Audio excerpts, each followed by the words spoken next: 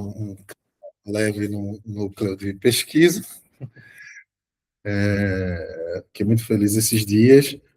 Quem ouviu minha palestra na sexta vai ter que me ouvir de novo, infelizmente não vai dose dupla.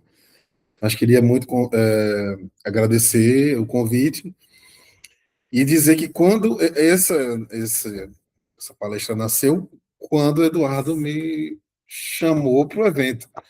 Ainda não tinha pensado em falar sobre esse assunto, fiquei matutando, e aí depois mandei um WhatsApp para ele, dizendo, ó, vou falar sobre isso aqui, o que você acha? E ele manda ver. Só que com o tempo, né, a gente correndo, o título tinha conversão, porque também eu vou falar sobre conversão. Aí eu fiquei com medo de não dar tempo, e aí ele é meu editor, aí tirou o título conversão, a palavra conversão do título, mas foi muito melhor. Mas enfim, vamos começar. Eu fui bancário e estudante de economia por um tempo, e fui evangélico por mais de uma década. Primeiro protestante por um breve período e depois fui pentecostal. Um dia eu até quis ser pastor e cheguei a passar um semestre no seminário. Depois me converti em ciências sociais e depois antropologia. Aí já não tinha mais bancário, crente, nem futuro economista. Nada. Já antropólogo dedicado, devoto, evangelizei um grande amigo e o converti também à antropologia. É um amigo de mais de 2 décadas, desde a época da igreja, onde a gente se conheceu. Eu dizia para ele, você tem vocação para etnógrafo.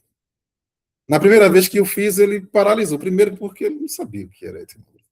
Quando expliquei-lhe o que era necessário para ser etnógrafo, disse que não acreditava ser possível um administrador de empresas, coordenador do terceiro turno de uma fábrica de biscoito, tornar-se etnógrafo e antropólogo. Expliquei a ele que, enquanto esperávamos a senhora preparar o pastel que havíamos acabado de pedir na barraca da esquina da casa dele, em uma só conversa, ele fez com que ela contasse sua vida e, evitando interrompê-la, e mais, demonstrando interesse genuíno em sua resposta, agora ele podia contar para todo mundo como era a vida de uma mulher que, chegando de outra cidade, cuidava dos filhos e da mãe doente com orgulho de, abre aspas, não precisar de homem nenhum para fazer aquilo. A escuta atenta era um bom indício para ser bom nessa história de entrar em contato com a diferença. Etnógrafo, ele falou olhando para cima como quem imaginava aquela possibilidade. E ele olhou para mim, a gente estava na casa dele, e o que eu preciso mais? E eu repliquei, olhar, ouvir e escrever.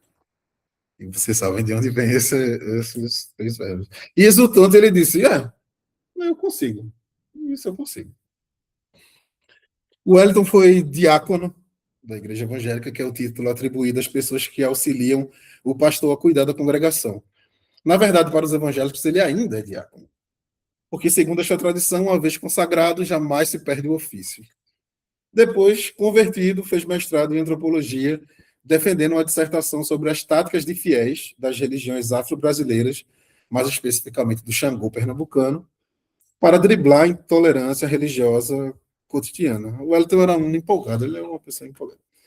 Como havia chegado de outra área, achava que precisava correr atrás, recuperar as leituras que nunca teve, em comparação com quem havia cometido o pecado original, que é ter feito ciências sociais na graduação. Nas primeiras aulas, ele aprendia que os nomes dos autores viravam adjetivos, ele ficava empolgadíssimo com isso, turneriano, malinowskiano. E aí conheceu Michel Dissertor e o leu com afinco para produzir sua dissertação. Aprendeu a ir ao terreiro e ver conceitos. Depois ia ao terreiro e criticar conceitos. Era como se tivesse acoplado nele uma daquelas máquinas de fazer exame oftalmológico. O cartaz iluminado com letras grandes na frente e outras menores, enquanto o oftalmologista pergunta, melhor essa ou essa, a gente está passando. E ele enxergava, mais ou menos borrado, a profusão de novidades, medos e receios, dúvidas e questões, certezas e conceitos arraigados e desenraizados. Um evangélico fazendo pesquisa em terreiro. De início, sentiu desconforto quando estava diante das entidades. Depois, seu corpo entrou em sintonia com tudo que ali havia. Gostou mais da Jurema do que dos toques para os orixás e passou até mesmo a ter seus exus preferidos. Aprendeu a perguntar, mas depois aguçou o ouvido para entender o não dito. De tanto ir ao terreiro, aprendeu a reconhecer os toques, cantar os pontos e a sentir momentos antes, quando algumas pessoas iriam incorporar. E eu comecei a desconfiar de algumas coisas mais, né? De tanto prestar atenção aos orgãos, se entreolhando e intensificando o ritmo de alguns toques. O que ele já dizia, já desenvolvendo uma verve poética, um sinal de que os deuses estavam prestes a assumir seus cavalos e assumirem as festas. Cheiros, sons, olhares, toques, vibrações, ele passou a se encaixar no universo de sensações daquele lugar que antes lhe parecia assustadoramente incompreensíveis. Sua dissertação foi eleita a melhor do programa de pós-graduação em antropologia da Universidade Federal de Pernambuco no ano de sua defesa. Após encerrar-se a banca, fomos almoçar para comemorar e, em meio a um abraço, ele soltou com um sorriso no rosto. Olha, eu ouvi escrever, né?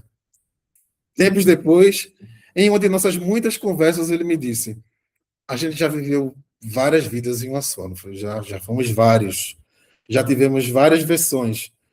Fiquei pensando, ele continuou, deve ser muito chato viver uma vida inteira, toda ela sendo igual, sem nunca mudar. Esta conferência é uma homenagem ao meu amigo. Me emocionei.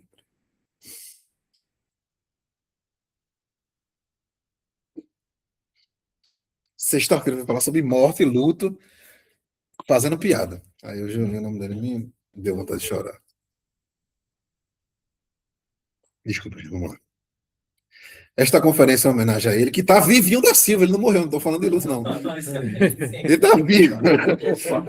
Morando em Brusque, Santa Catarina, trabalha como gerente de uma fábrica de sorvete. Está vivo. Minha fala que, além de outras coisas, celebra nossa amizade, que completa ainda este ano 29 voltas completas em torno do Sol. Mas também desejo falar sobre mudança pessoal, especialmente sobre transformações que se pretendem radicais e, consequentemente, sobre as mudanças que, por um lado, acreditamos, valorizamos, legitimamos, e, por outro lado, as mudanças que encaramos com desconfiança e descrédito. Quando a mudança está sob escrutínio, o assunto geralmente gira em torno das normas e padrões pelas quais queremos viver. Ao falar da busca pela mudança, inevitavelmente estamos falando da busca de um ideal de si. Desse modo, ao nos debruçarmos sobre a mudança e a transformação, é possível entender os valores de uma sociedade ou um grupo, lançando luz assim sobre o que é desejado e o que é rejeitado. Buscar a melhor versão de si, essa expressão tão gasta, é uma ação valorizada na contemporaneidade. Permanecer estático, por outro lado, é desvalorizado. Sendo assim, mudar compreende também a narrativa da mudança, a gramática, a linguagem, o vocabulário para se falar dessa mudança. Não que as narrativas que contam sobre nosso progresso como pessoas determinem a mudança, mas essas narrativas possuem, assim eu entendo, sem dúvida, o seu efeito performático. No caso de Wellington, que eu estava falando agora, estamos falando de uma mudança socialmente legitimada. Dentre outras coisas, estamos falando da mudança pela educação, a mudança em direção à tolerância e aos valores liberais dos direitos humanos. Mas mesmo nesse caso, é possível pensar na economia moral da transformação em antropólogo e refletir sobre os tipos de adesão que são valorizados pelos professores, pela Associação Brasileira de Antropologia, e, por outro lado, o tipo de relação entre os estudantes em antropologia que deixaria tanto professores quanto a aba pouco à vontade. Falaremos sobre isso durante essa conferência. Mas o tipo de transformação específica que eu desejo falar é a conversão. Eu tenho algumas perguntas. Sobre o que falamos quando o assunto é conversão, e mais o que sentimos quando discutimos a respeito. É um tipo de transformação legitimada ou desencorajada? É possível falar de conversão quando não se trata necessariamente de uma adesão religiosa? Essa é a minha experimentação hoje, principalmente tentar tratar conversão como uma categoria de análise para ver o que é que a gente enxerga em certos eventos, se nós tratarmos aquele evento como conversão. Não necessariamente. Eu não estou brigando pelo conceito de conversão hoje. Aliás, faz um tempo que não estou brigando por quase nada. Apenas por uma vaga e fugir da precariedade acadêmica. Mas eu quero tentar mostrar que, se analisarmos a categoria de conversão como uma categoria analítica, a gente pode ter alguns ganhos, resolver algumas questões. E aí eu vou tentar trazer algumas respostas para essas perguntas muito provisórias, e diante disso, estou ansioso também para ver os comentários de todos e todos os presentes. Adam Phillips, que é um psicanalista famoso hoje, autor da obra Sobre Querer Mudar, que inspira o título da minha fala, ele diz que a conversão já foi uma de nossas formas de transformação pessoal mais socialmente sancionadas e tornou-se depois uma das mais suspeitas. E com isso se torna, segundo ele, um assunto privilegiado para refletir sobre quais tipos de mudança poderemos valorizar e por quê, os tipos de mudança que a gente considera desejável, quais seriam os critérios para definir as formas de transformação pessoal dignas de nosso apoio e de endosso. Pensar a conversão, então, continuando com Adam Phillips, serve ainda para a gente refletir sobre o que estamos dispostos a permitir que as pessoas façam umas às outras. Ou, em outras palavras, que tipo de influência que as pessoas exerçam umas sobre as outras, a gente já vai aceitar. Já que, geralmente, na conversão, alguém exerceu o papel de levar as boas novas ao convertido. Phillips continua dando exemplos do que ele, aí estou com a Phillips, ele chamaria de conversão. E ele vai citando a Alemanha de Hitler, a Rússia de Stalin, passando pelos campos de treinamento maoístas, a vertente fundamentalista do Islã, que são exemplos de, nas palavras dele, aparentemente apavorantes da vontade e do desejo de converter nações inteiras e de criar novos homens e mulheres. E esses exemplos nos deixaram devidamente céticos, não apenas quanto à possibilidade de mudança radical, mas também quanto a desejada. Quando ele fala do fundamentalismo islâmico, especialmente, ele faz algumas perguntas que eu acho interessantes. Será que nos sentiríamos melhor se esses jovens rapazes e moças jihadistas tivessem se convertido lentamente ao longo de um curso de 3 anos em seus estudos islâmicos na Universidade de Oxford? Será que a gente se sentiria melhor com isso? Por que a mudança incremental, evolutiva, seria preferível à revelação ou à revolução?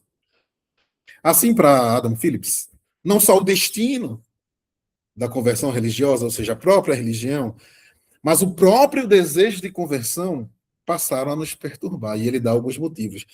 Primeiro, que na tradição liberal, conversão seria o contrário de educação. Ele entende que é essencial para as sociedades liberais supor que educação e conversão são coisas distintas, se não efetivamente conflitantes. E também uma oposição entre o ethos liberal e a conversão. Seja lá o que se acredite, seja um ethos liberal, uma educação liberal, não se aceita que seja produto de uma experiência de conversão. Por definição, o liberalismo e seus valores não é algo ao qual alguém se converte. Contudo, evidentemente, podemos pensar em nós mesmos como tendo sido convertidos pelo liberalismo em indivíduos que desconfiam de experiências de conversão. E, de fato, de muitas maneiras, uma educação baseada nas artes liberais visa, e dentre outras coisas, nos armar contra a conversão como objeto de desejo. E ainda estou com o Adam Phillips aqui, ele cita 2 tradições que desconfiam da conversão, a psicanálise e a teologia. Então, como a ideia de conversão é vista na psicanálise? Essa ideia de conversão está na psicanálise desde seus primórdios. Pode-se dizer que a própria psicanálise começa com a chamada histeria de conversão, uma das categorias diagnósticas com as quais Freud e Breuer iniciou o estudo sobre histeria. Então, o conceito de conversão, nesse caso, é o salto do psíquico para o físico. E ocorre quando o conflito psíquico insuportável, um desejo reprimido, não consegue ser expresso em palavras ou pensamentos, e a libido, a energia, é convertida, aí que ele usa o termo, em um sintoma corporal. Aí paralisia, cegueira histérica, dores sem causa orgânica. É o mecanismo clássico da histeria. Quando se fala em histeria de conversão, é possível entender a conversão como uma forma de tornar o insuportável suportável.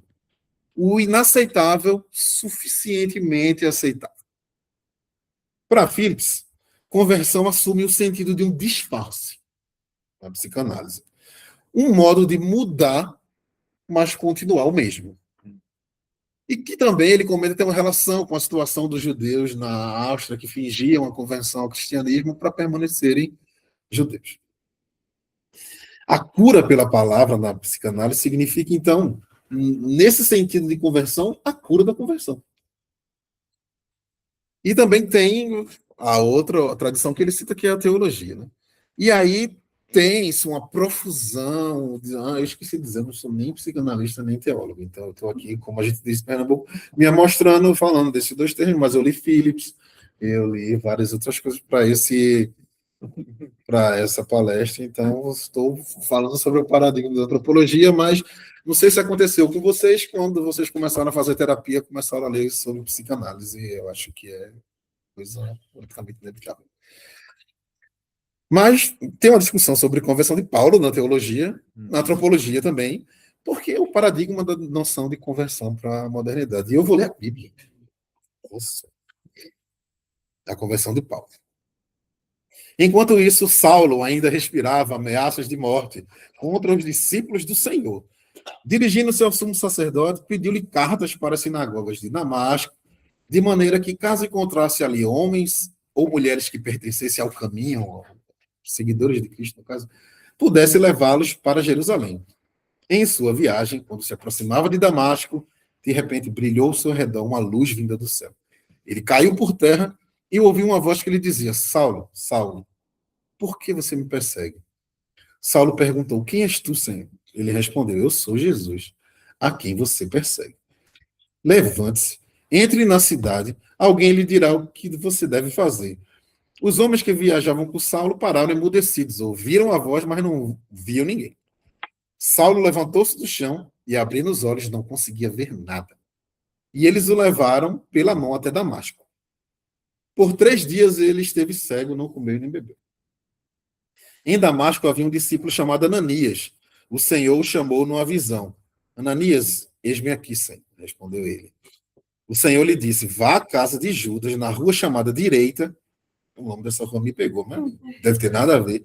E pergunte por um homem de Tarso chamado Saulo. Ele está orando. Numa visão, viu um homem chamado Ananias chegar e impor-lhe as mãos para que voltasse a ver. Isso Deus falando com Ananias.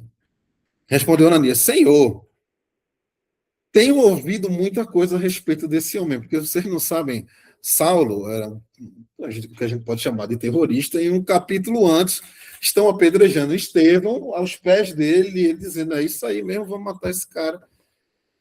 E sem reclamar, porque isso aí é mimimi. E aí é um capítulo onde ele. Tenho ouvido muitas coisas a respeito desse homem e de todo o mal que ele tem feito aos teus santos em Jerusalém.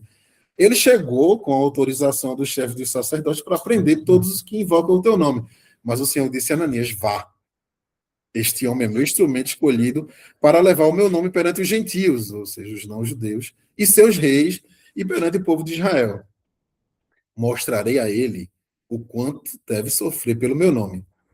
Então Ananias foi, entrou na casa, impôs as mãos sobre Saulo e disse: Irmão Saulo, o Senhor Jesus, que lhe apareceu no caminho por onde você vinha, enviou-me para que você volte a ver e seja cheio do Espírito Santo. E aí as escamas caem dos olhos de Paulo, de Saulo ainda. Depois ele passa a ser conhecido como Paulo e se torna os discípulos dos gentios, escreve todas aquelas epístolas no Novo Testamento e por aí vai. Só que a discussão teológica passa a duvidar dessa ruptura na conversão de Paulo. Os relatos contemporâneos, tanto da experiência de Paulo no caminho para Damasco, como da sua teologia, se debatem com a questão fundamental. Será que Paulo estaria mesmo rompendo com a tradição judaica ou só estaria elaborando essa tradição, ou reforçando essa tradição? Michael Thompson, um teólogo famoso, diria que ele estaria reivindicando mais das raízes judaicas do cristianismo e não o contrário. Essa é uma versão da pergunta: que tipo de mudança era tida como possível na vida de uma pessoa daquela época e hoje também? E como podemos julgar o seu valor? Joe Robbins, em um artigo que eu gosto muito, do Neil Pogue, que ele fala dos filósofos que, ao contrário, entendem que houve uma ruptura na conversão de Saulo, e durante o artigo ele se preocupa mais em discutir Alain Badiou, dentre outros, como Zizek e outro, agora que eu esqueci.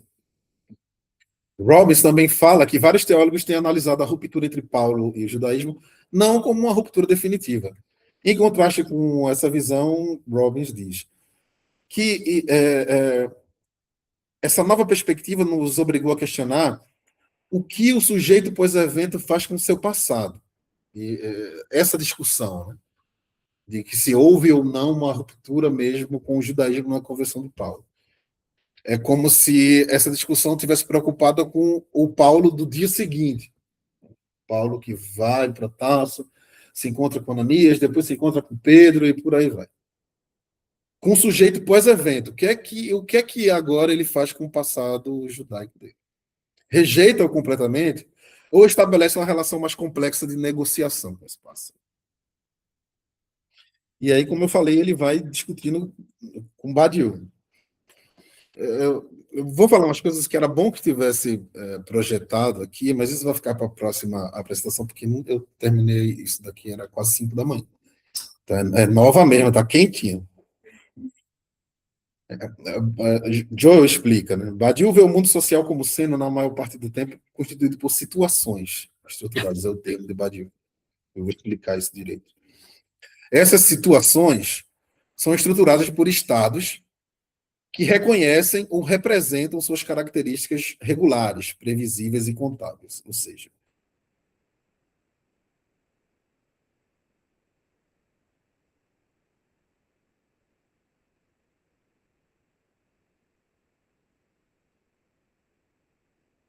provocam mudanças, ou seja, nas situações de nossas vidas, então, acontecem certas coisas que a gente não consegue entender, não consegue representar com os estados são os conjuntos de representações, repertórios e categorias que a gente consegue dar conta das coisas que acontecem na nossa vida, nas situações.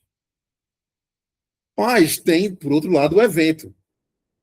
E é o que, para Badiou, possibilita a mudança, a irrupção do evento.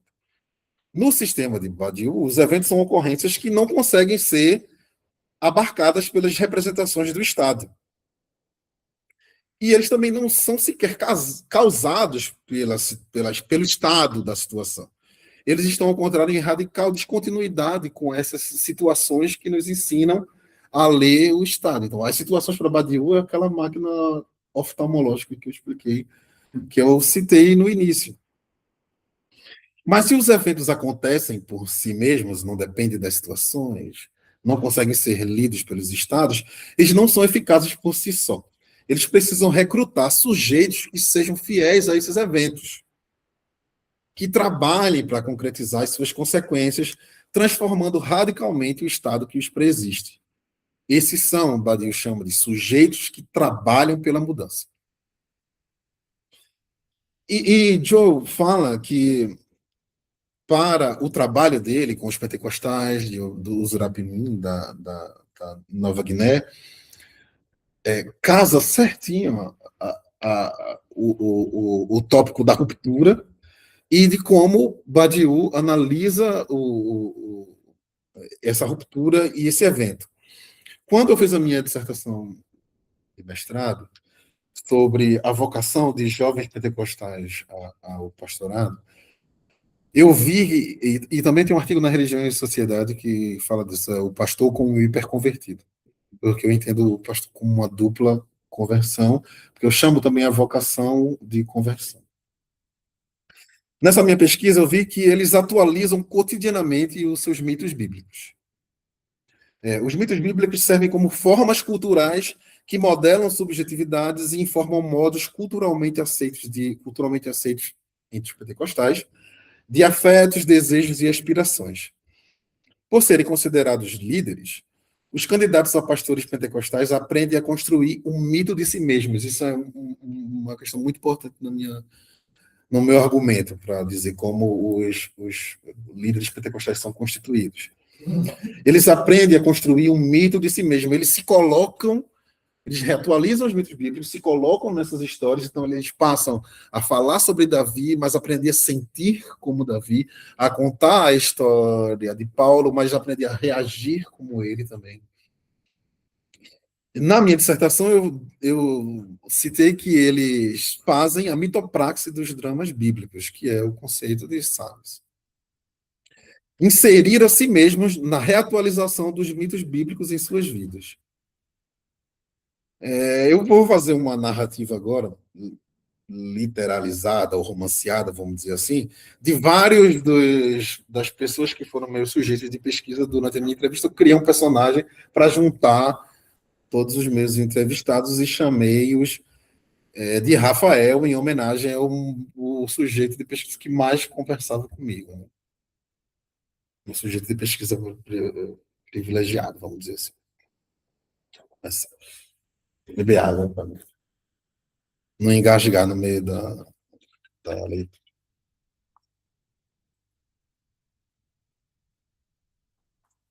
E tirar a garrafa de fora do enquadramento da. Rafael se levantava antes do sol nascer. Saía de casa ainda envolto pela escuridão que ia se dissipando aos poucos, enquanto caminhava até o ponto de ônibus. Precisava pegar a condução para chegar ao trabalho no frigorífico do supermercado.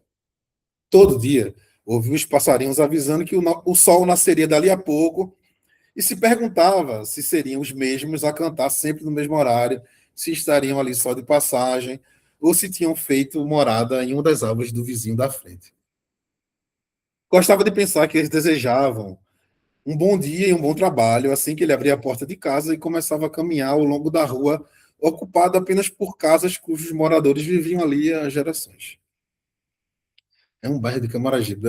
As informações são verdadeiras, eu só juntei vários personagens. A rua era de barro, o que dificultava tudo em dia de chuva.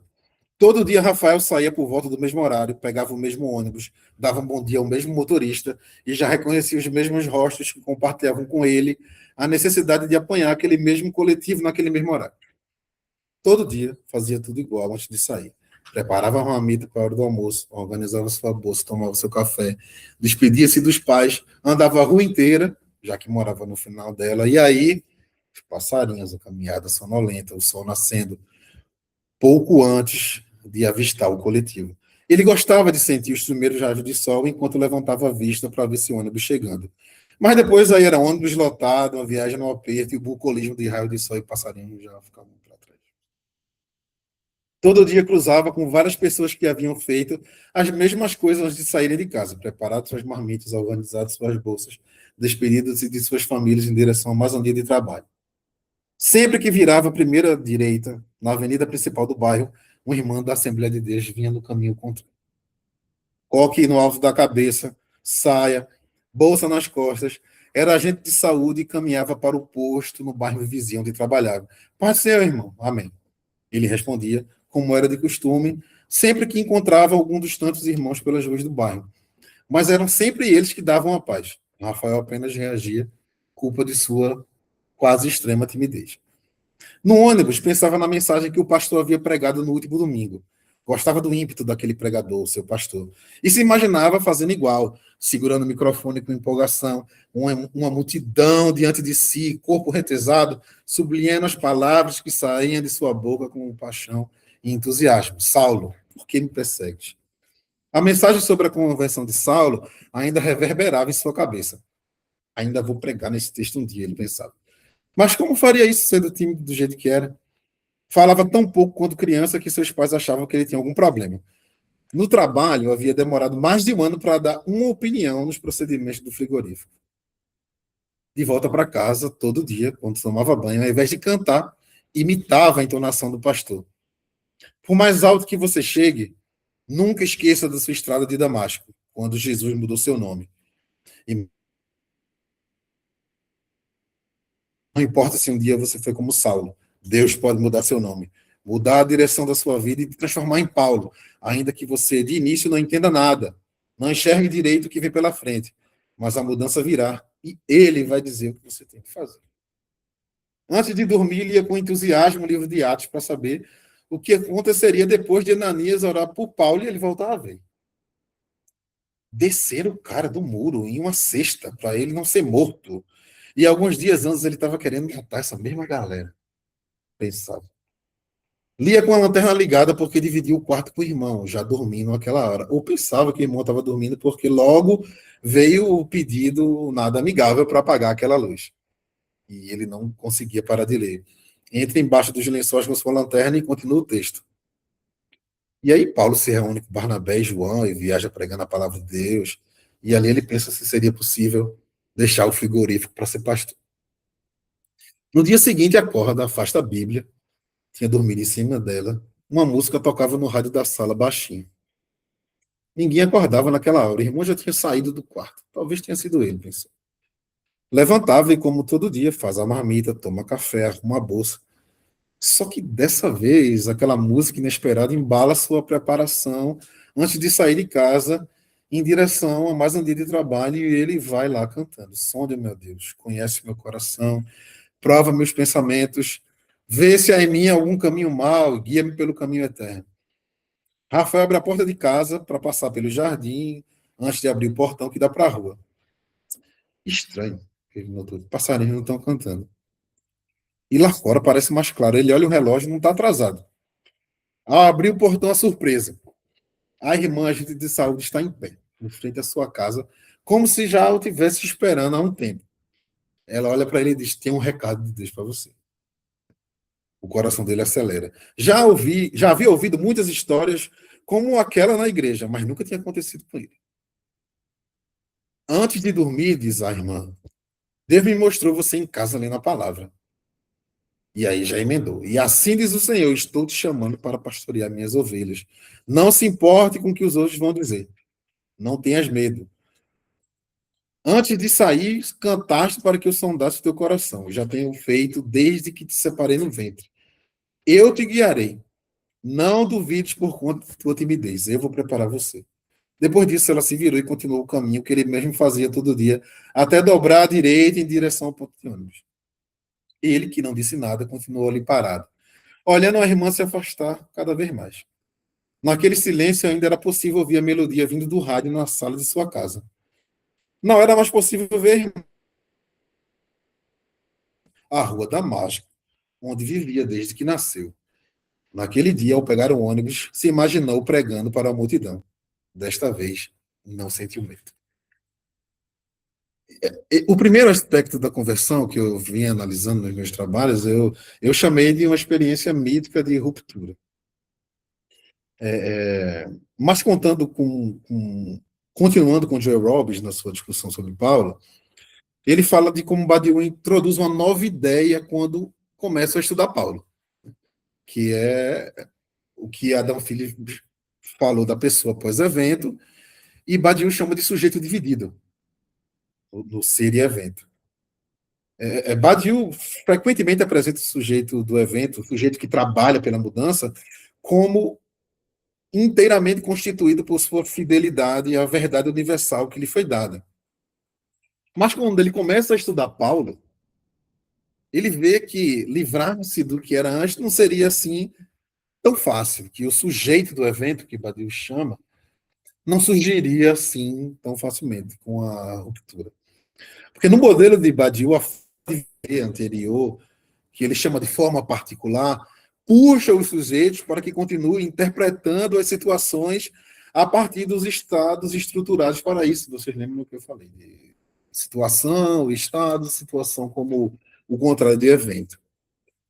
Por outro lado, um ideal a ser alcançado que é guiado pelo universalismo do evento.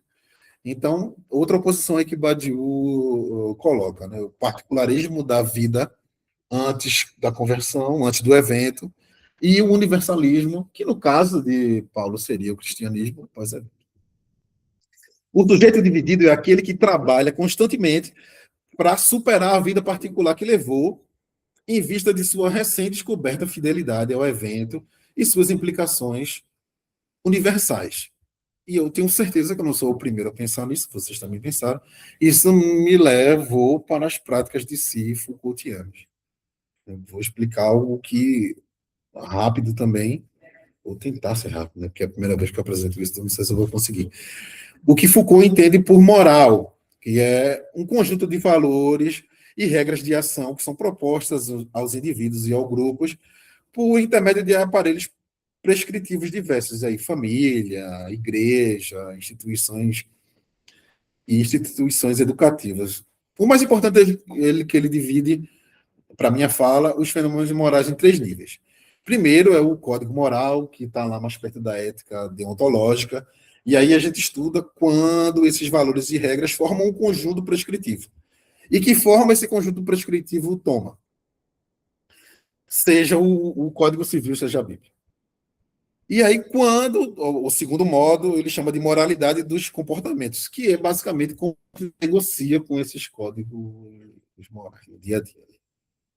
O estudo desse aspecto da moral deve determinar de que maneira e com que margens de variação ou de transgressão os indivíduos ou os grupos se conduzem em referência a esse sistema prescritivo, que é explicitamente ou implicitamente dado lá na sua cultura, e do qual as pessoas têm uma consciência mais ou menos clara. Mas, ou tem o terceiro, que para mim, para a minha fala é mais importante, existe ainda a maneira pela qual é necessário conduzir-se. Sendo assim, dado um código de ação, dado a moralidade dos comportamentos também, é preciso ir além e dar conta das diferentes maneiras que as pessoas se conduzem moralmente. Em outras palavras, é preciso tratar das diferentes maneiras para o indivíduo que age de operar não simplesmente como agente, mas como sujeito moral dessa ação. Ao fazer referência às maneiras de se conduzir, Foucault está falando das práticas de si, ou das artes de existência, ou das tecnologias do self, que eu entendo que seja o mais comumente utilizado. São práticas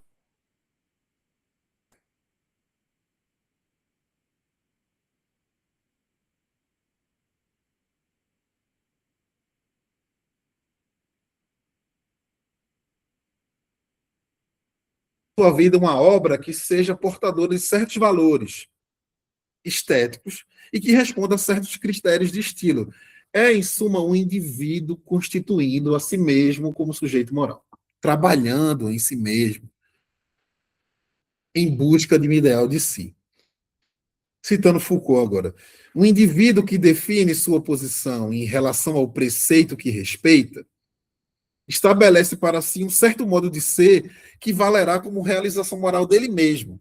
E para tal, age sobre si mesmo, procura conhecer-se, controla-se, põe-se à prova, aperfeiçoa-se, enfim, transforma-se. Agora, iluminados pelas práticas de si, eu volto para Paulo de Tarso para falar do ascetismo e da disciplina corporal de Paulo. Primeiro, porque em alguns versículos que fazem parte das cartas de Paulo, a gente vê Paulo como um sujeito dividido, preocupado o tempo inteiro com sua vida anterior. E ele submete ao seu corpo um regime rigoroso, porque tem uma hora que ele escreve: mas esmurro o meu corpo e o reduzo à escravidão, para que, tendo pregado aos outros, não venha eu mesmo a ser desqualificado. O corpo, em várias vezes, Paulo fala, é um campo de batalha, onde a virtude é testada. Quando ele fala da metanoia, que é a renovação da mente, Paulo mostra uma vigilância cognitiva constante.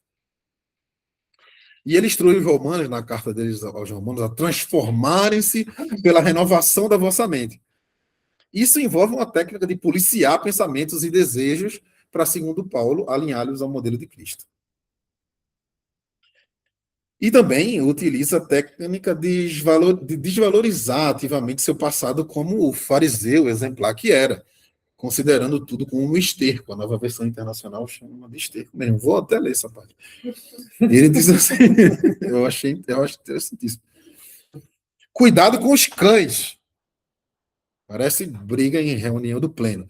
Cuidado com esses que praticam o mal. Ou então o ministro do STF fazendo aquele xingamento maravilhoso. Cuidado com a falsa circuncisão, que é um ritual judaico da retirada do prepúcio. Pois nós é que somos a circuncisão, Nós que adoramos pelo Espírito de Deus, que nos gloriamos em Cristo Jesus e não temos alguma confiança na carne. É, é essa carne mesmo que vocês estão pensando que a gente está falando. Embora eu mesmo tivesse razões para ter tal confiança. Se alguém pensa que tem razões para confiar na carne, eu ainda mais. Circuncidado no 8º dia de vida, pertencente ao povo de Israel, à tribo de Benjamim, verdadeiro hebreu, quanto à lei fariseu, quanto ao zelo perseguidor da igreja, quanto à justiça que há na lei, irrepreensível. Mas o que para mim era lucro, passei a considerar perda por causa de Cristo. Mais do que isso, considero tudo como perda. Comparado com a suprema grandeza do conhecimento de Cristo Jesus, meu Senhor, por cuja causa perdi todas as coisas, eu considero tudo isso como esterco para poder ganhar a Cristo. A carta aos Filipenses. Entendendo a conversão como uma experiência mística e como prática de si, eu estava viciado em autossociobiografia. E aí eu conheci Eduardo Luiz, comecei a ler tudo. E aí comecei a ler Annie Ernaux, aí depois fui para Didier Eribon. Eu sei que está no hype, eu não tenho gente que não gosta disso, né? Eu parei. Tem aquele autor que diz assim, não quero que todo mundo leia. Eu não tenho esse problema, não. Eduardo Louis é um dos expoentes hoje da autossociobiografia, um dos autores franceses mais traduzidos. Fui assistir a essa que Malu Gali faz sobre a mãe dele. Malu Gali, vocês lembram, a tia Celina da novela. E ele conta como ele se afasta da família, de sua família, da pobreza e da homofobia em sua cidade do norte da França e se insere em uma vida burguesa, fazendo uma crítica também à desigualdade social e principalmente à homofobia. Eu vou trazer alguns trechos aqui de Mudar Método, porque eu considero Eduardo Louis como um sujeito dividido, como Paulo. Vou ler aqui, tentar dramatizar uma leitura para não ficar chato. O que eu estava gravado na minha carne. Vocês lembraram de Paulo, né? Esse é o meu objetivo na palestra. Lembrem de Paulo. O que eu era estava gravado na minha carne, na minha voz, nos meus movimentos, Eduardo Luiz escrevendo. E decidi transformar tudo em mim. Prometi a mim mesmo erradicar todas as marcas do que eu tinha sido. Me lembrei da minha primeira semana em Amiens, quando uma garota tinha rido ao me ouvir falar no corredor do colégio por causa do meu sotaque do norte. Então treinei. Todos os dias treinei as palavras sem sotaque. Repetia as palavras andando na rua. À noite, antes de dormir, me esforçava para controlar os movimentos e as contrações dos meus lábios, da minha língua, da minha garganta, quando me dirigia a Nádia e Helena. Precisava ficar concentrado em cada palavra para não vacilar. Eu tentava imitar os sotaques da burguesia nos filmes que via no cinema com elas. Vou pular um pouquinho aqui para não ler tanto. Quando, nas conversas com os outros, a intensidade da minha concentração diminuía e algum sotaque típico do norte transparecia em minhas palavras, como nas minhas agora, né? As pessoas falam de sotaque do norte, mas é do nordeste, eu me desprezava, me insultava em silêncio. Me xingava de caipira, de interiorano. Me xingava como me xingava quando criança, logo que alguém me chamava de viado. E eu repetia para mim aquele insulto durante horas, como se o outro tivesse conseguido implantar em mim o insulto. Como se o insultador tivesse o poder não apenas de insultar, mas também de forçar o insultado a repetir o insulto para si mesmo.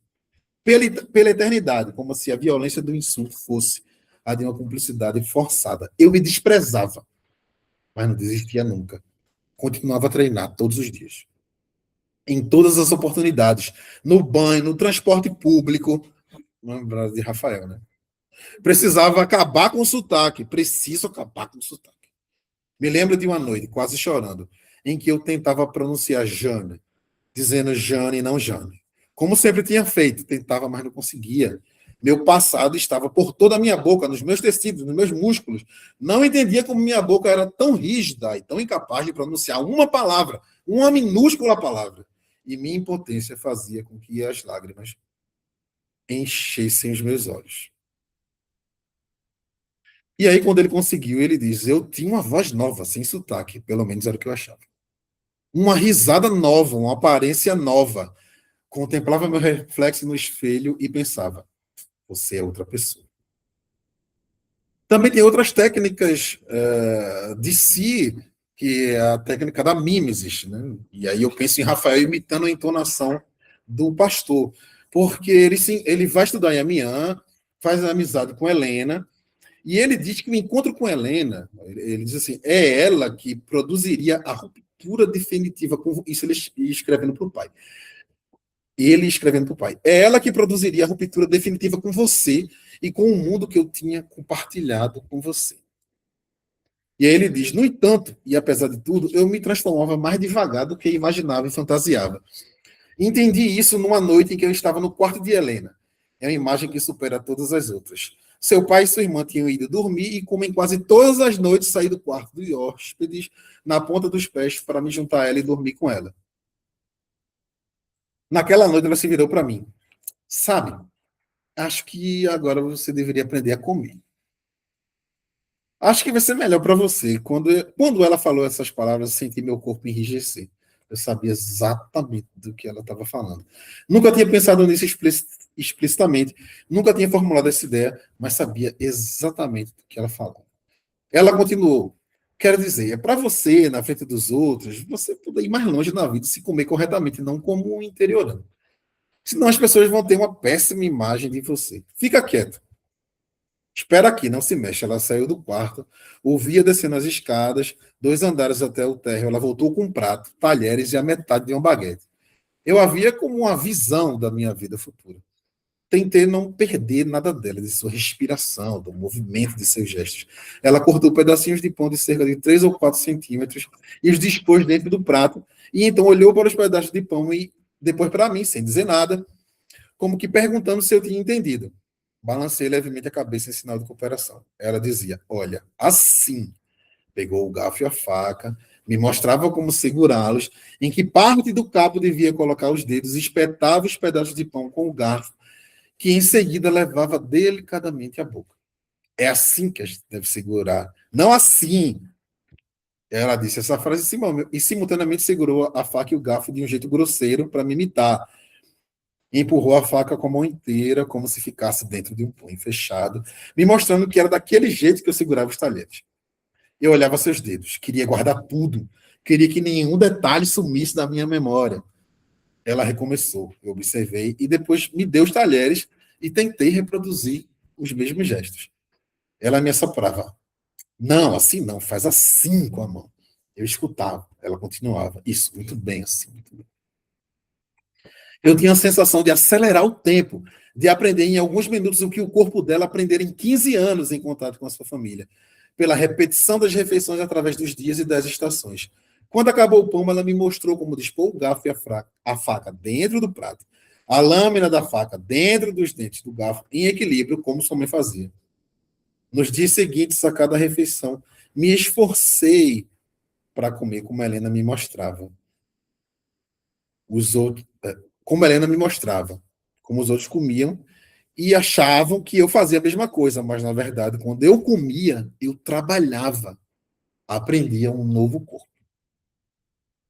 E tem também a ruptura, porque eu estou tentando analisar a conversão, a, a, a inserção de Eduardo Louis à burguesia como uma conversão à burguesia. Né? Então, eu mostrei as práticas de si, mas eu também entendo que teve a estrada de Damasco de Eduardo Louis, que eu entendo que é quando ele conhece a mãe, quando a mãe de Helena muda o nome dele. Ele diz assim: uma noite cheguei na casa de Helena às 20 horas, como combinado. Usava uma de minhas camisas novas, que eu lavara para tirar o cheiro impregnado de loja, porque ele estava trabalhando no shopping. Mas não tinha passado, e no caminho para a casa de Helena, fui esticando o tecido com todas as forças para tentar fazer as dobras sumirem. Toquei a campainha e foi Nádia a quem abriu a porta. Oi, Edward. Fiquei imóvel. Era a primeira vez. Eu não entendi porque ela me chamava por um nome que não era o meu. Ela notou a surpresa no meu rosto. Você incomoda se eu chamá-lo de Edward? Ed, no fundo, é um diminutivo de Edward. Edward. Ed não é o nome de verdade. E eu prefiro Edward. Acho bem mais elegante. Você se incomoda? Para mim, isso é o paralelo a Saulo. Saulo, por que me persegues? na versão de Edouard Louis. Elisa seria o Ananias de Ed, e Nádia seria o seu Cristo, né? E eu acho interessante também que, como Paulo, ele tem como prática de si também a escrita de cartas, né? Porque Quem Matou Meu Pai é uma carta ao pai, como carta, e outras, entre outras, práticas de si. Existe aí uma legitimidade da conversão de Edouard Louis, fugir da opressão de sua família e de sua cidade natal. Como eu citei, a conversão de Wellington à antropologia, que é uma conversão pela educação. Mas parece-me, eu acredito que vocês vão concordar, que a conversão vista à igreja evangélica, a conversão anterior de Wellington, é vista como perda da autonomia. Mas o que acontece com Wellington, fazendo o trabalho de campo no terreiro, é que ele é consagrado Ogã do terreiro, mesmo sem assumir em sua vida uma conversão, não se usa essa palavra, todos sabemos, né, brasileiros, é somente para reforçar o tema da minha conferência, às religiões afro-brasileiras e tornou-se Ogã. Tanto é que ele pensa em escrever um livro de diácono a Ogã, que são as memórias dele.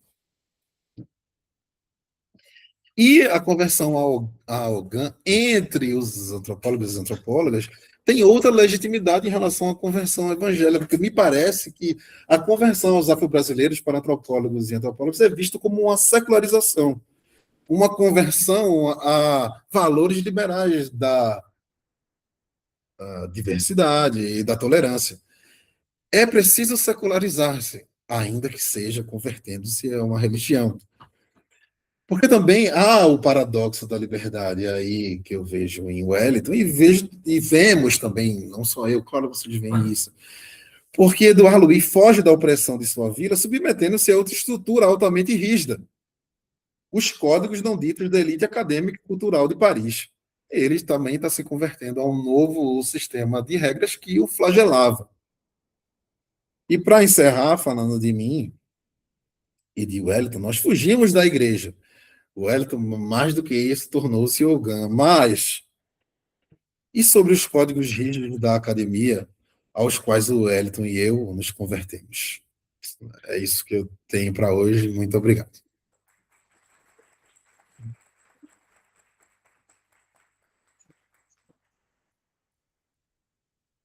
Muito obrigado, Leonardo. Então, nós vamos abrir para as perguntas, né? Então, as pessoas podem ir levantando a mão. Eu vou aproveitar mais uma vez aqui a minha posição para fazer uma pergunta já para o Leonardo, mas vocês já vão se organizando aí para as perguntas que vocês queiram fazer. Espera aí, deixa eu pegar meu caderninho. Não pode perder essa técnica. Essa técnica em si eu vacilei. Vai. Olha, eu gostei muito da passagem do... Eu não li o livro do Edouard Louis, né? Eu conheço um pouco da história. Né? Ainda não li, né? Ainda não li o trecho aqui do...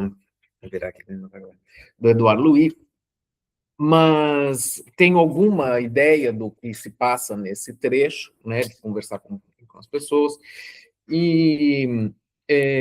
Mas eu não tinha lido, então não tinha essa dimensão que a sua leitura dramática, inclusive, trouxe. E eu queria, né, primeiro elogiar, que acho que é ótimo quando a gente faz uma leitura dramática, né? E, em segundo lugar, dizer que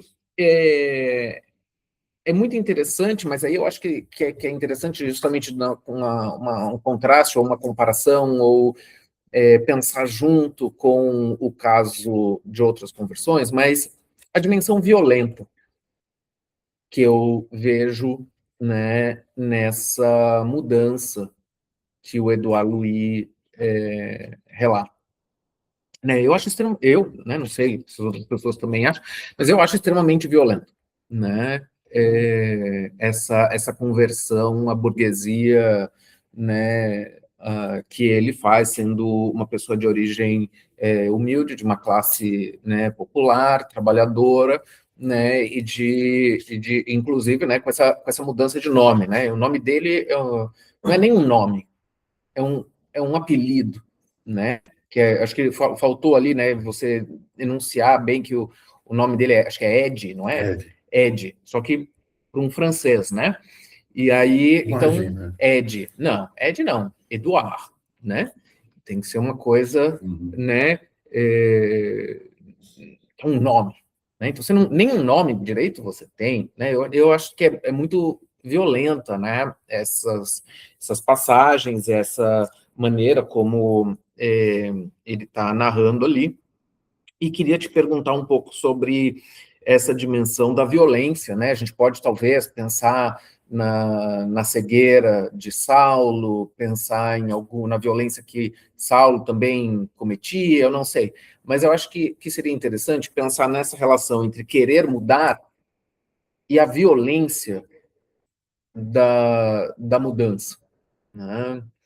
Como algo que tensiona a motivação, digamos assim, interna com essa ação externa, seja uma ação, né, de Deus, né, que aparece como uma visão, seja, né, dessa amiga, né, que ele faz na escola e que ele passa a conviver, né, na casa dessa amiga. E a outra coisa que eu queria te perguntar, tem uma passagem ali do Eduardo Luiz que eu achei que me fez pensar uma série de outras coisas que eu ando pensando, mas conectar com isso, que é quando você fala ali, né, ele fala, você lê, que ele teve que acelerar o tempo, né? Ele teve que aprender em minutos o que ela aprendeu em anos. E aí, eu acho que aí tem uma questão que me interessa muito, que é a conexão com uma filosofia da história, com uma noção de progresso ou de aperfeiçoamento, como a gente viu, né, ontem também com o Luiz Fernando, só que esse aperfeiçoamento pessoal, que está colocado ali, então eu vou me aperfeiçoar, só que me aperfeiçoar é me aburguesar, né? Porque isso é melhor, né? Então você chamou atenção ali no início para a versão neoliberal disso, que é a melhor versão de si, né? Se tornar a melhor versão de si. Mas esse aperfeiçoamento, né, individual, como correspondente a uma doutrina do progresso, da evolução no plano coletivo, né? E aí eu lembrei porque essa é uma coisa que a gente pode ver nessas diferentes escalas, né? Individual e coletiva ampla, né? E que vai também estar marcado na ideia de estamos atrasados, somos subdesenvolvidos, precisamos de um desenvolvimento, né? Enfim, enquanto nação, ou o Brasil não é secular o suficiente, a nossa laicidade é precária, porque uma verdadeira laicidade é a francesa, né? Ou não somos suficientemente democráticos, porque os verdadeiros democratas são nos Estados Unidos, na França, etc, etc. Então, sempre essa posição de que está atrás, e que está atrás é o que está atrasado. E o que o atrasado faz? Ele corre. Né? É isso que uma pessoa atrasada faz, ela corre. Né? E me parece que é um pouco isso que ele está dizendo, assim, como se ele também... Eu estou atrasado. Né? Eu deveria ter aprendido isso há anos e estou com essa idade e não aprendi. Né? Então eu fico pensando também, tanto nessa dimensão da violência, quanto nessa dimensão temporal da mudança, que é uma forma de problematizar aquela dualidade entre ruptura radical e continuidade. Será que não tem um terceiro termo que é a aceleração, o correr atrás do atrasado, né? Que em vez de ser uma descontinuidade, ela é uma outra coisa que está colocado ali? Bom, é uma coisa que me fez pensar. Passar para as perguntas de vocês, não sei se alguém gostaria de fazer pergunta, é só levantar a mão. Então, depois ali. Por favor, Luiz. Sim, uma apresentação fascinante, dramática, né, como sempre faz. e com esse sotaque agradabilíssimo, que você não tem, em que eu senti uma certa hesitação sua entre dois focos. Eu fiquei um pouco em dúvida sobre como eles se articulariam. Eu tomaria como eixo, para mim, a leitura da sua fala, a categoria sujeito dividido, que você apresenta já a meia altura da sua fala. Eu, inclusive, orientei uma tese, há muitos anos atrás, sobre o eu dividido, justamente, como não foi publicada. Ela é professora hoje em dia na Fiocruz, na Casa de Volta Cruz da Fiocruz, porque ela tinha trabalhado com o estudo de psiquiatria, o IPUB da FRJ, e com doença mental, portanto, com loucura, o entendimento da doença mental, e esse tema do eu dividido é absolutamente crucial na história das representações ocidentais, né? Quer dizer, desde o alienismo francês, Pinel e Esquirol, que inauguram, de certa maneira, a ideia do louco como eu dividido, né? Porque até aquele momento, como Foucault demonstrou, você tinha uma loucura total, uma loucura que, enfim, sobre a qual não havia nada a fazer, a não ser encarcerar. A escola leninista pressupõe que haja um eu dentro do louco com quem você possa conversar e com quem você possa fazer com que a loucura seja superada, então, eventualmente. Há quem considere mesmo como o Gaucher, o trabalho de Marcel Gaucher da Leixões, que o alienismo francês no começo do século XIX seja um precursor da psicanálise, porque produz efetivamente uma ideia de um eu dividido que possa ser, em que se possa interferir, né? A psiquiatria mais biológica do final do século XIX também já pressupõe um eu dividido, de alguma maneira, embora sobre outros pressupostos, mais organicistas, etc. E a psicanálise leva isso ao seu apogeu com a ideia da tripartição do sujeito, etc., e tudo mais, né, que está associado a essa representação da pessoa tão prestigiosa e importante para nós. Mas a verdade é que o sujeito dividido ele vai muito mais longe. Você pegou aí em Paulo, ele muitas vezes é associado mais a Agostinho do que a Paulo. Por quê? Essa é uma questão que eu já te coloco, quer dizer, porque me parece que em Agostinho está presente a ideia da dúvida, enquanto que em Paulo, que eu conheço muito pouco, não me parece que haja a dúvida, quer dizer, você passa de Saulo a Paulo e você está pleno do Senhor, vamos dizer assim, né? Enquanto que Agostinho, as Confissões, você vê a construção de um sujeito que, mesmo depois da sua conversão, continua duvidando, continua dividido em algum nível, né? E esse modelo é retomado com a Reforma, que é profundamente agostiniana, né, inicialmente, e com toda a questão de uma autorreflexão, né, que está associada à Bildung, que eu mencionei ontem, rapidamente, né, que era, durante a Idade Média Tardia, uma reflexão sobre a possibilidade de se tornar Cristo, de ser a imitação de Cristo, etc., mas que se laiciza e se torna uma maneira de você se tornar a si mesmo, né? Quando se torna muito corrente essa expressão que foi repetida várias vezes em várias línguas, que é o torna-te o que tu és, né? Você, de alguma maneira, mas ainda não é o que você virá a ser, né? É uma locução muito, muito ambígua e muito interessante, que preside a essa elaboração do sujeito moderno, como ideal, né, evidentemente, do tornar-se a si mesmo, portanto, duvidar de si e, de alguma maneira, continuar duvidando. Então, essa é a segunda questão para você, é o estatuto da dúvida, né, em todo esse processo. Quer dizer, a conversão sempre envolve uma dúvida ou não, né? A conversão religiosa envolveria uma dúvida, e a conversão acadêmica, ou o contrário, quer dizer, a conversão religiosa não envolve uma dúvida, e a conversão acadêmica, essa última sobre a qual você se perguntou, mantém a dúvida, né? Ou não. Eu escrevi um artigo que eu chamava de Formação e Ensino na Antropologia. É um artigo que talvez te interesse para o seu chamamento final, porque justamente opõe a formação e ensino da antropologia na psicanálise, onde você tem uma maneira de converter o aluno, o estudante, que é diferente das demais ciências. Nas demais ciências você tem informação, né? Tomando até aquela dupla que eu evoquei ontem nos debates da informação e da presença, né? A antropologia e a psicanálise, elas envolvem presença, elas exigem presença. Seja a presença no consultório, na relação direta com o paciente, seja a presença no campo, seja esse campo construído, seja como for, né? Via WhatsApp, né? Via som, ou direto lá, malinowskianamente. Mas isso, evidentemente, não era nenhuma solução, era apenas uma maneira de lidar.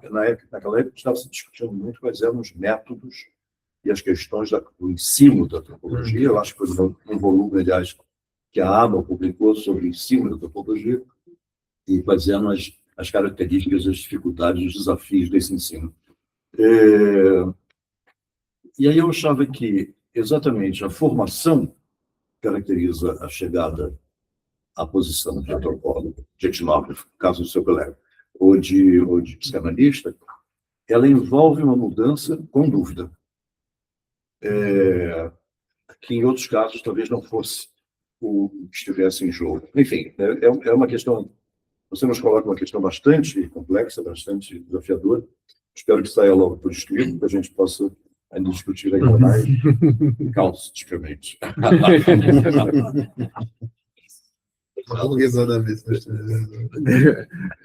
Tudo bem? Rafael?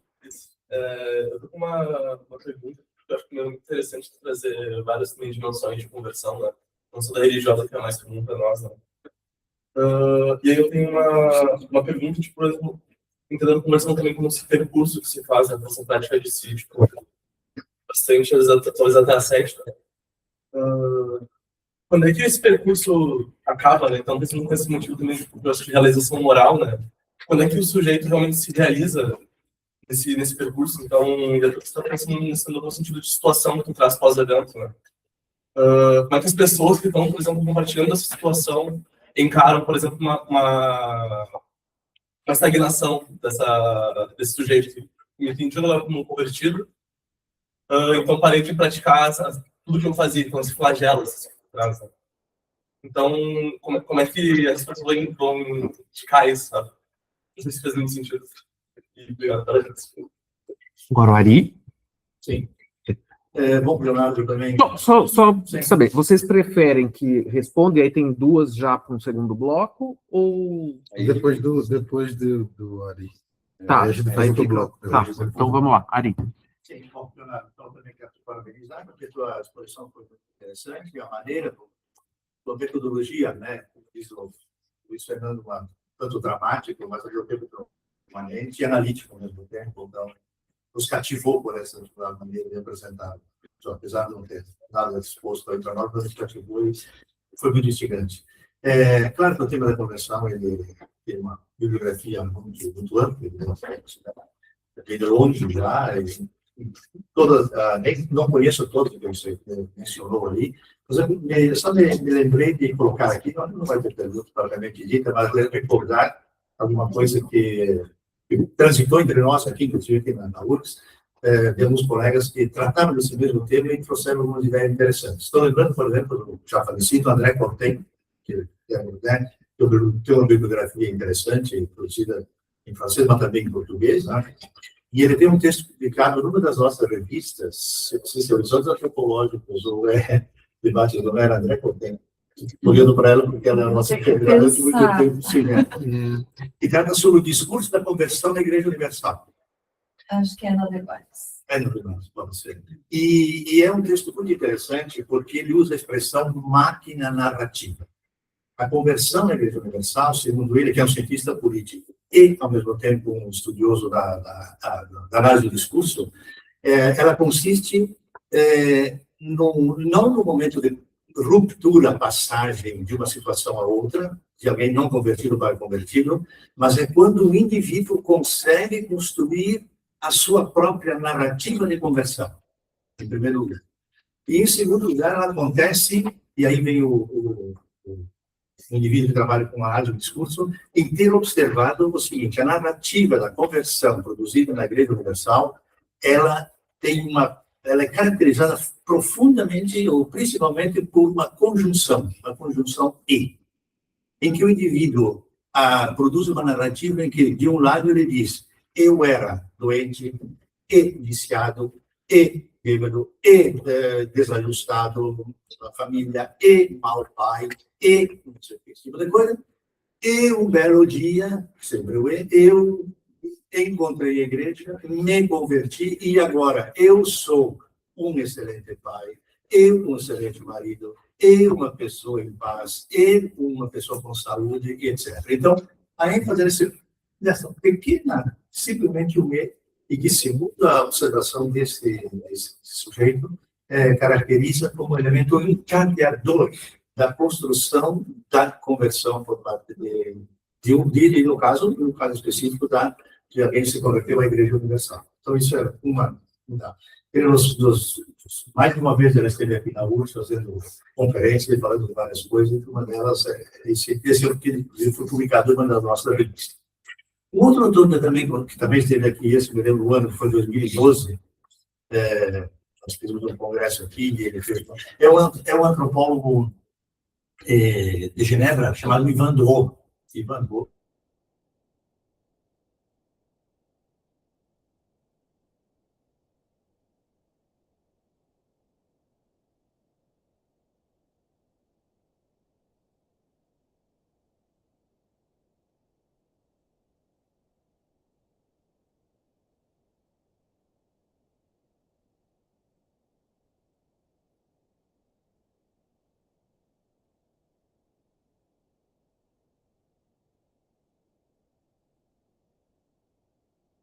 Uma coisa momentânea, demarcador profundo de um antes e um depois, mas é um processo paulatino e constante.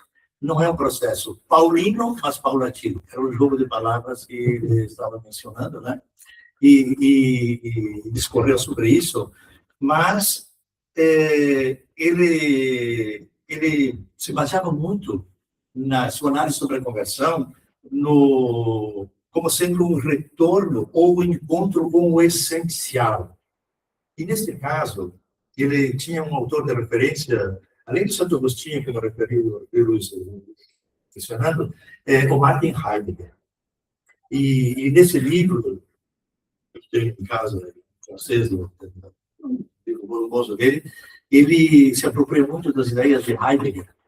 E você, um filósofo, né, tratando das que o Heidegger não tratou propriamente que eu saiba, né, nem no seu tempo, né, não tratou do tema da conversão, mas ele fez muitas referências ao fato de que o indivíduo precisa ter uma essência, entre aspas, não no sentido antropológico do termo, no sentido das vezes em alemão, que significa um fundamento, uma base, uma raiz, sobre a qual o indivíduo se assenta, constrói e detém o seu repertório simbólico, os seus valores, e a condição necessária para poder se erguer, poder crescer. E isso, a perspectiva do Heidegger, vale tanto para o indivíduo quanto para uma coletividade. Então, o indivíduo que perde o seu chão, perde a sua base, perde o seu fundamento, perde a sua raiz, ele fica, obviamente, tomado daqueles sentimentos, né, de mal-estar, de vazio, de ansiedade, de falta de sentido na vida e etc. Então, o Ivan Dro toma isso para dizer a conversão o que é? É um retorno ao fundamento. É uma retomada de uma busca dessa base, desse fundamento, para o indivíduo encontrar novamente um sentido para a vida, para ele se reencontrar como sujeito. Volto a dizer ao Heidegger, ele fala muito disso, no sentido que a própria modernidade, ele diz, não toda a modernidade, em parte, a modernidade, muitas vezes, ela vive mais no alto, mais para cima, para a tecnologia, para a produtividade, etc., e perde a sua base. E, nesse sentido, aliás, um texto que eu gosto muito do tempo, falando um pouco do Heidegger, porque nos anos de mestrado em filosofia, então eu gostava muito de uma. Agora, realmente, o Heidegger tem um texto maravilhoso. chamado Ensaio sobre o Simples. Ensaio sobre o Simples. Ensaio sobre o Simples é um texto que foi uma conferência, tantas que ele pronunciou e depois eram publicadas, e nesse ensaio sobre o Simples, ele recorda o pai dele, um lenhador, que todo dia pegava o seu machado, botava nos ombros e ia no bosque para cortar galhos de árvore para trazer para casa. E, ao mesmo tempo, ele recorda que nesse bosque tinha carvalho, a árvore frondosa, alta do carvalho. E ele recordava, o pai dele, que o carvalho nasce de pequenas sementes, pequenas sementes postas no chão, e que levam tempo para crescer. Não, elas crescem, mas crescem para baixo. É uma árvore que cresce para baixo. Por quanto tempo? Passa um tempo, mas ela cresce para baixo. Ela precisa crescer muito para baixo. Um parênteses, hoje os botânicos dizem que o carvalho, ela cresce para baixo até encontrar água. Ela tem como se fosse um tronco interno. Para depois poder subir, e subir alto, crescer, subir alto e tornar-se tão frondosa como é, e que pode viver séculos. O carvalho tem essa característica. Então, essa metáfora, o Heidegger usa para dizer justamente isso. A essência, o fundamento, a Wesen para ele, é justamente ter esta base, este fundamento. Aí eu lembro que o Luiz Fernando falava ontem, porque também aí, não sei, se nessa perspectiva, o Heidegger fala muito de retorno, de retomada a esta base, a este lugar, a esta terra, pertencer ao chão, e etc. Eu não sei se entraria naquela perspectiva que o Luiz Fernando falava ontem, justamente desse retorno, essa infraestrutura fechada, e etc. Uma coisa assim. Mas essa é a ideia. Então, para dizer que, na perspectiva desse comunista, volto ao Ivan Dubois, esse antropólogo de Genebra, que trata justamente o que é a conversão, é um retorno ou um encontro ao essencial, quer dizer, à essência, ao fundamento. Não é nada pergunta. Ali, como é o nome desse segundo autor? Tem o do recortando e o segundo eu não consegui. Ivan Droz, D-R-O-Z. Eu coloquei D-R-E-A-U. Daniel, só uma coisa, Luiz Fernando, por favor, você poderia repetir o seu artigo sobre a educação? Eu não consegui anotar na hora. Nessa informação em si, porque o resto não leu mais. Sim. Já tem uma certa idade. Mas depois eu te mando. Tá mesmo no volume da aba, eu lembro. A gente stalkeia o WhatsApp depois do Luiz. Gente, poxa, foi incrível essa rodada. Isso eu perdi aqui. Queria primeiro agradecer pelas perguntas e comentários.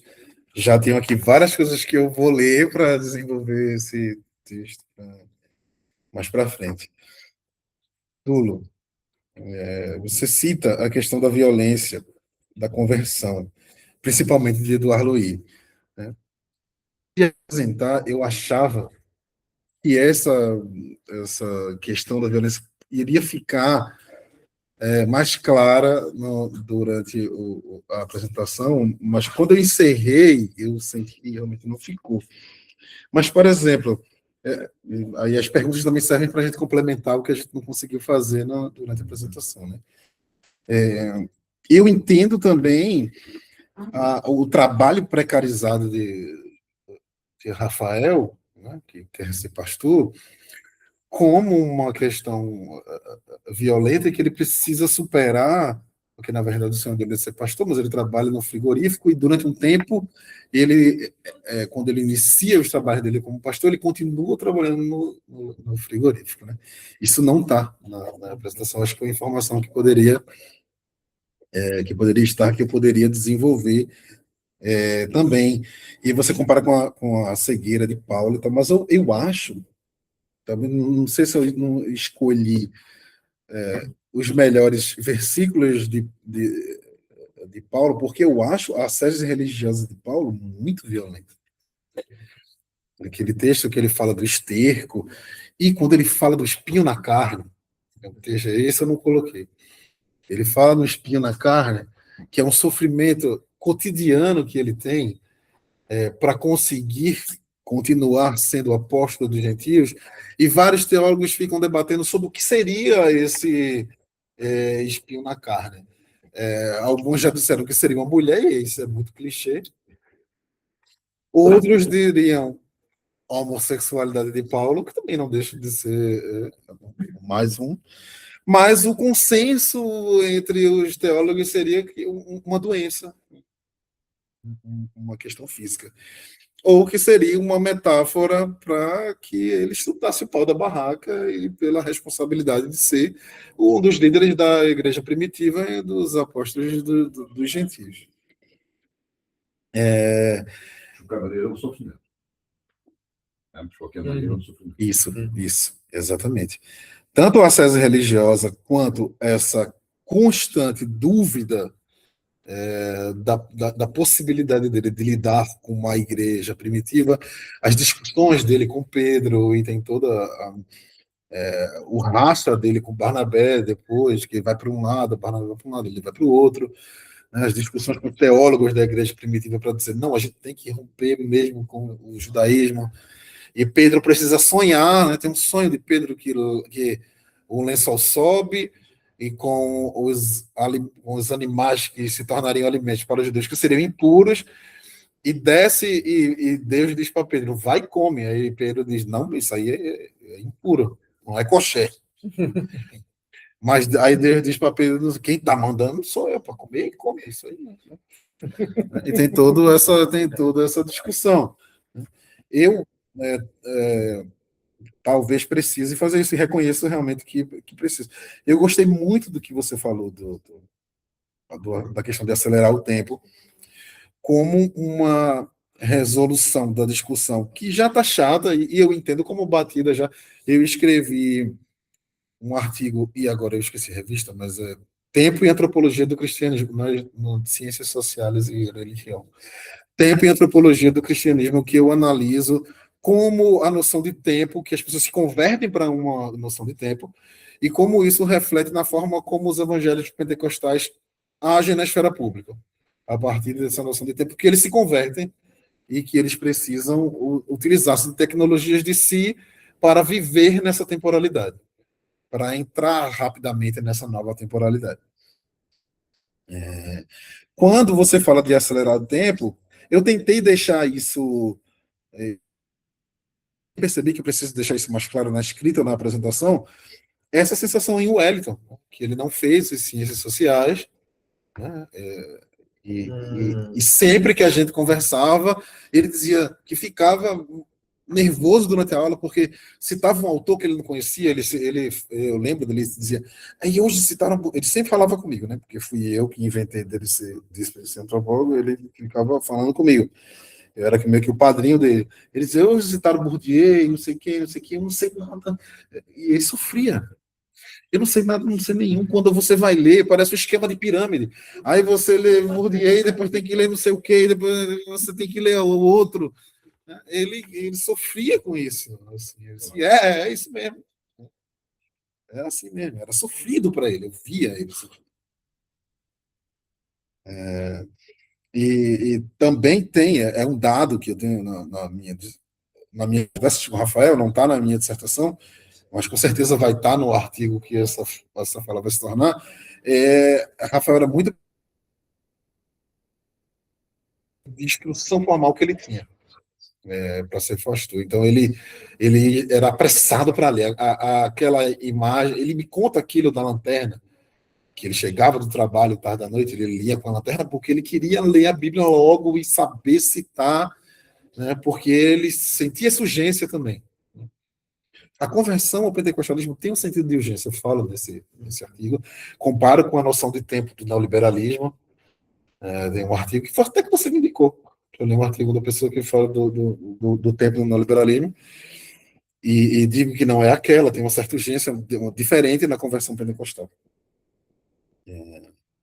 Mas foi ótimo pensar nisso também, para tentar mostrar melhor o que os meus personagens, vamos dizer, já que eu fiz uma leitura romanceada, mas que meus personagens estavam dizendo. Você fala, aí depois, Luiz Fernando, você disse que foi, não me esqueci agora do adjetivo que você colocou, mas que foi, eu acho fenomenal, foi os seus comentários de Ari, assim, foi incrível para mim. A questão do eu dividido, do sujeito dividido. Eu entendo que também havia, se não uma dúvida em Paulo, um pavor a voltar a ser o que era.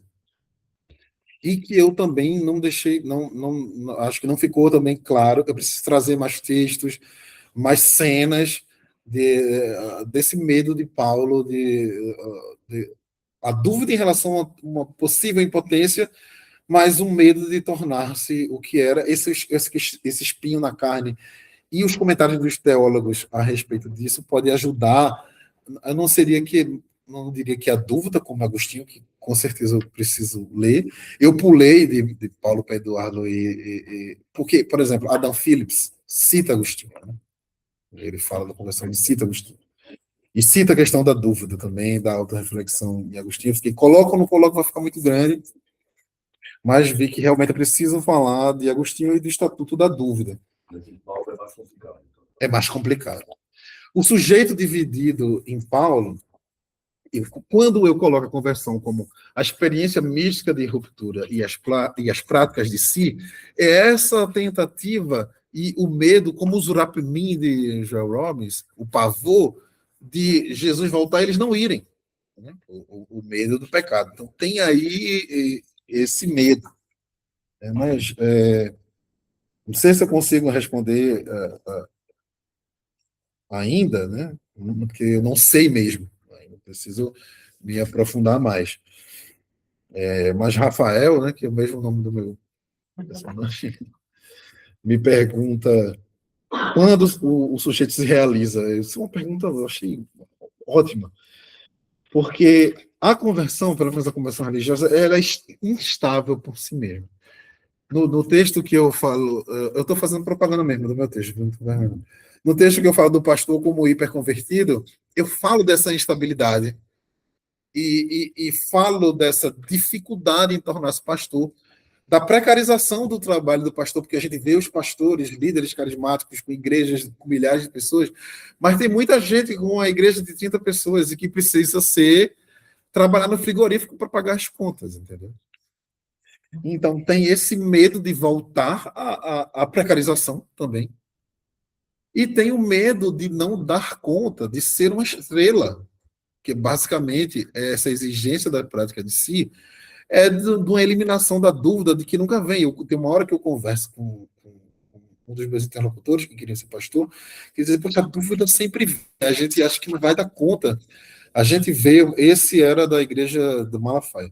A gente vê o Malafaia ali no púlpito, e eu olho para ele e digo, eu nunca vou conseguir fazer aquilo. Ele já estava na carreira, tomara, ele já estava na carreira, né, para ser pastor. Eu fui ouvir uma pregação desse rapaz. Quando termina, ele vem falar comigo, hoje eu não estava muito bem, eu tenho vários problemas, antecipando uma possível crítica, porque existe a pressão para que eles sejam basicamente showman do pentecostalismo. Tem essa pressão o tempo inteiro. Né? E existe essa instabilidade, Rafael. O medo de não dar conta. E existe também a pressão dos pares, como um ambiente que vocês vão ouvir, principalmente os professores, vão relacionar e fazer analogias imediatas, que é o sonho que Rafael me conta. Rafael é designado para o que chama de filial, que essa igreja chama de filial, num bairro afastado, periférico do Recife. O R7 é um bairro bem pobre do Recife. E a filial dele começa a bombar. A filial de Rafael. E aí, os líderes da igreja, os jovens da igreja sede, começam a deixar de ir nos cultos da igreja sede para ver Rafael. E aí, as pessoas começam a colocar o olho grande, começam a ficar com os líderes da igreja certa, começam a ficar. E peraí, tem alguma coisa errada aí, porque a gente cria a filial para conseguir mais fiéis, não é para perder fiéis. E aí, aí tem uma reunião para resolver essa questão, e Rafael me conta um sonho que ele tem depois dessa reunião, que é aquele GT ou Bezardando sobre sonho que a gente vai fazer. Eu estava conversando na sua casa, que ele sonha com uma piscina que ele me conta assim, e isso está na minha dissertação, tá? Esse está lá. Que ele me conta ser mais comprida do que larga, com muitos e muitos e muitos peixes, e com vários outros pastores ao redor, mas os peixes iam até ele. E ele não precisava pescar, e os peixes pulavam da piscina em direção a ele. Ele entende que isso é um chamado para que ele saia da igreja e abra uma igreja própria. Ele abre a igreja própria, pertinho da minha casa. Eu também fiz trabalho de campo nessa igreja. E a igreja dele bomba em Camaragibe. Ele tem aquela coisa assim que a gente vê nos cortes do Instagram, de pegar o microfone e girar, e o paletó dele gira assim, também. E ele, quando ele conversava comigo, ele olhava para baixo. E olha que você... O corpo estava certo, aquele cara se existe mesmo. E eles giram no palco, né? Às vezes, para chegar em casa, eu passo na frente da igreja dele e tá Rafael lá aos gritos, mandando ver. E eu fico pensando, e tinha dúvida, né? Como o Elton, que me dá um abraço e diz: olha, ouvi escrever, né? Deu certo, ganhei prêmio e tudo mais. Tem essa história de Rafael. Ari, vou tomar a liberdade de lhe chamar de Ari também, né? Eu só me chamava de Ari Pedro Ouro, é grande, né? Todo mundo chamou, vou chamar também. Não sei se você lembra, mas eu participei de um GT seu numa RBO, acho que foi numa Alas, e apresentei com Roberta um artigo que está publicado na Mana, e depois publicamos. E publicamos no livro que surgiu a gente fala sobre profecia e tal. E depois a gente publicou na Mana, que o título é As Formas Elementares da Liderança Carismática. A gente fala de tornar o mito de si mesmo e tal, com cada mão. Muito obrigado pelos seus comentários, André Cortan. Não li os meus trabalhos, não li nem André Cortan, nem Ivan Dross. Eu vou atrás disso, eu achei maravilhoso os comentários sobre essa questão da máquina narrativa. Eu achei parecido com o que eu falo da narrativa de si, de criar um mito de si mesmo, né? Que é uma reatualização do evento, que é basicamente, eu estou lendo sobre trauma, porque o meu projeto atual é trauma e luto entre os ilutados da Covid-19, né? Trauma, luta e economia moral. E foi o que eu apresentei na sexta-feira. E eu li uma autora sobre trauma que o evento, ela também trata o trauma como evento, ele não fica perdido lá atrás. A relação com o trauma vai se modificando porque ele vai sendo reatualizado na vida da pessoa. Também se dizem isso, não é novidade nenhuma. Mas quando eu li isso, que essa autora antropóloga, né, é uma antropologia do trauma que ela advoga, eu me lembrei dessa reatualização do evento de criar um mito de si mesmo, criando um novo, entendendo aí, no caso, o trauma como uma constituição do mito da pessoa que não tem mais jeito, que perdeu-se, alguém que pode continuar a viver, como, por exemplo, Frida Kahlo faz. Quais são as obras? Reatualiza o trauma que ela teve como uma pessoa autônoma e que transforma aquela tragédia em alguém que tem força e controlou a sua vida.